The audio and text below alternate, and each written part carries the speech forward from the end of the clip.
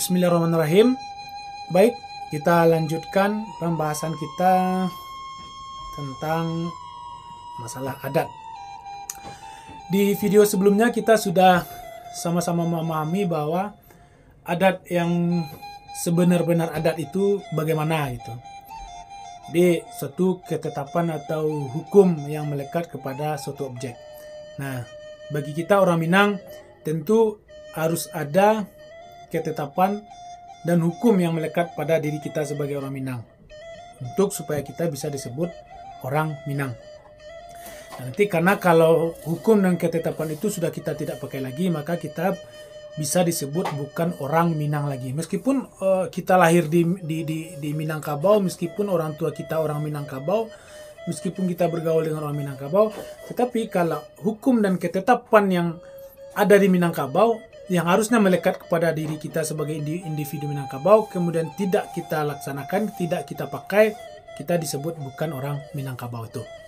Nah, sekarang dalam falsafah Minangkabau dikatakan bahwa adat bersandi syara, syara bersandi kitabullah. Nah, apa maksudnya? Kita bahas. Adat bersandi syara. Nah, bersandi syara. Bersandi kepada syara. Apa itu sandi, apa itu syara. Kemudian apa itu kitabullah. Nah, sekarang kita bahas dulu pertama, kenapa dia bersandi ke syara? Nah, adat, hukum atau ketetapan yang melekat kepada orang Minangkabau itu kesemuanya harus disandikan ke syara. Artinya harus sesuai dengan syara. Kalau dia tidak sesuai dengan syara, makanya hukum dan ketetapan orang Minangkabau itu akan batal dengan sendirinya. Ya, akan batal dengan sendirinya. Kenapa? Karena tidak mungkin hukum dan ketetapan yang melekat pada individu orang Minangkabau bertentangan dengan syara. Tidak mungkin. Dan itu memang tidak ada. Makanya disebut adat bersandi syara. Nah, kenapa dia bersandi syara? Kita kaji dulu ini sandi ya. Apa itu sandi? Ini perlu kita pahami juga ya, karena jangan salah pengertian, jangan salah arti. Kalau salah arti kita nanti akan salah memahami gitu kan. Sandi itu dalam keseharian kita dikenal itu adalah penopang. Nah, kalau dulu di Minangkabau, di kampung-kampung dulu orang bikin rumah itu kan, rumah kadang itu kan pakai tiang-tiang kayu, pakai tonggak-tonggak kayu. Di bawah tiang kayu itu ada namanya sandi. Ada batu yang ditaruh di masing-masing tiang, itu namanya sandi. Jadi kalau tidak salah masing-masing rumah itu ada yang 12, ada yang beberapa lah, tergantung berapa besar rumah. Nah, jadi masing-masing tiang itu ada batu yang ditaruh di bawah, itulah namanya sandi gitu. Nah, apabila sandi ini tidak ada, maka dia tidak akan lagi kokoh, dia tidak akan lagi kuat. Nah, jadi fungsi sandi ini adalah menguatkan atau mengokohkan tiang-tiang tersebut, ya kan? Jadi sandi itu memang sebuah batu yang ditaruh di bawah tiang-tiang rumah, itu sandi.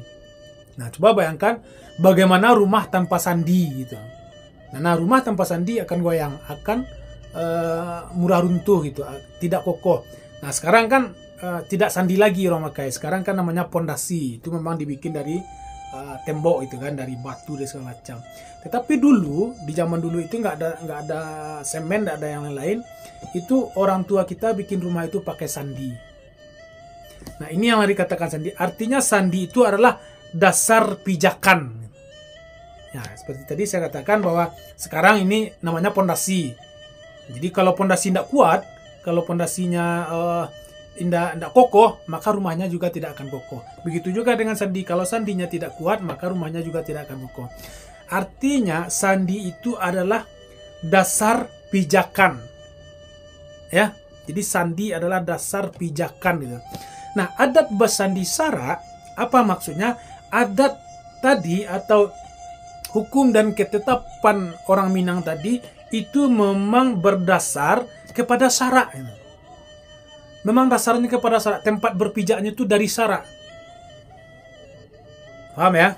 Nah, jadi adat bersandi syara, syara bersandi kitabullah, dan syara itu sendiri harus juga bersandi kepada kitabullah. Nah, kenapa tidak kepada Al-Quran? Kenapa? Nanti kita bahas. Tapi yang jelas sekarang kita pahami dulu apa itu sandi. Jadi sandi adalah dasar atau pijakan atau tempat berpijaknya tiang-tiang tadi. Jadi adat basandi sara artinya adat, kebiasaan kita, hukum dan ketetapan kita sebagai orang Minang itu harus punya dasar pijakan dari sara. Tidak bisa bertentangan dengan sara.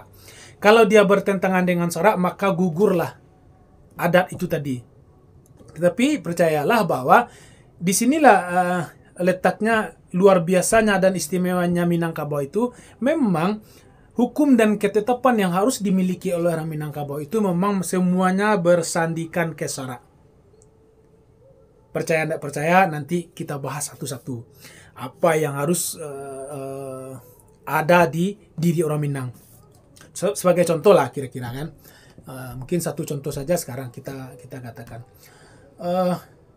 Orang Minangkabau itu adatnya dia kalau bajalan bayo bakato bamulah. Nah, artinya apa? Kalau dalam bahasa Indonesianya orang Minangkabau itu bermusyawarah. Nah, itu. Bajalan bayo bakato bamulah. Artinya beria-ia. Dalam bahasa Indonesianya seperti ya bersepakat lah, bermusyawarah untuk mencari kata sepakat gitu. Nah, jadi orang Minang itu bajalan bayo bakato bamula, artinya bermusyawarah. Jadi ketentuan dan hukum yang melekat kepada diri orang Minang itu adalah bermusyawarah. Nah, orang Minang tuh.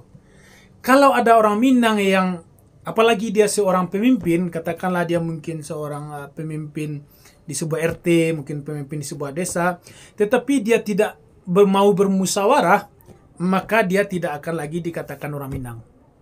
Ya kan? Maka dia disebut dengan orang yang barajo di hatinya gitu. Artinya dia membuat sesuatu itu sesuai dengan seleranya saja. Dia membuat sesuatu sesuai dengan apa yang diinginkan. Orang Minang tidak seperti itu. Orang Minang pasti bermusyawarah dimanapun dia.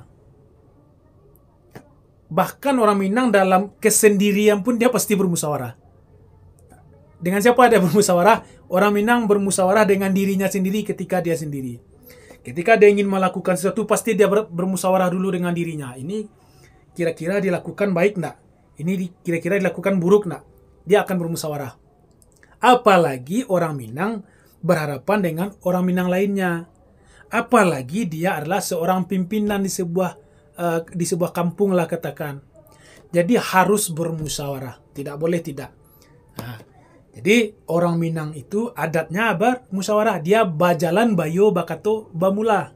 Nah, itu ya. Nah, apakah benar tadi adat bersandi sara? Nah, kita lihat bermusyawarah ini, apakah ini sesuatu yang dianjurkan oleh sara atau tidak?